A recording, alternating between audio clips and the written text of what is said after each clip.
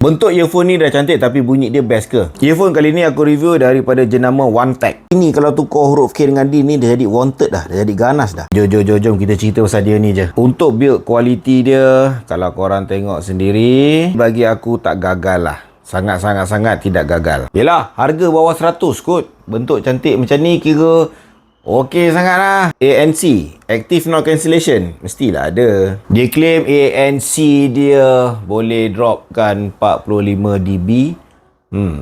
Untuk orang macam aku, kira terasa pekak dia. Bunyi bass dia kira dah ada lah. Masalah untuk aku review barang ni adalah disebabkan sebelum ni aku gunakan macam jenama Soundcore dengan Audio Technica. Headphone yang sebelum ni aku pakai harga jauh lebih tinggi daripada dia ni dan of course kualiti jauh lebih baik. Tapi kan untuk sebuah headphone yang harga dia tak sampai 100, untuk kualiti bunyi macam ni, aku tak marah sangat lah kalau aku beli. Bass tu ada tapi tak cukup sampai ke tekak, tapi ada. Playtime dia dalam jangkaan 55 ke 60 jam. Untuk penggunaan yang dia kata boleh test 55 ke 60 jam ni, aku tak dapat nak test betul-betul.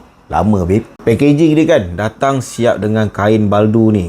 Nampak eksklusif tu. Kabel Type A Type C mestilah dia ada bagi. Nak charge Type C cocok sini. Secara keseluruhan aku tak recommend kepada mereka yang betul-betul nak dengar lagu, tak payahlah pakai headphone ni. Tak cukup gemersik. Tapi bagi mereka yang nak dengar lagu dan tak reti nak bezakan lagu yang berkualiti ataupun tidak, okey.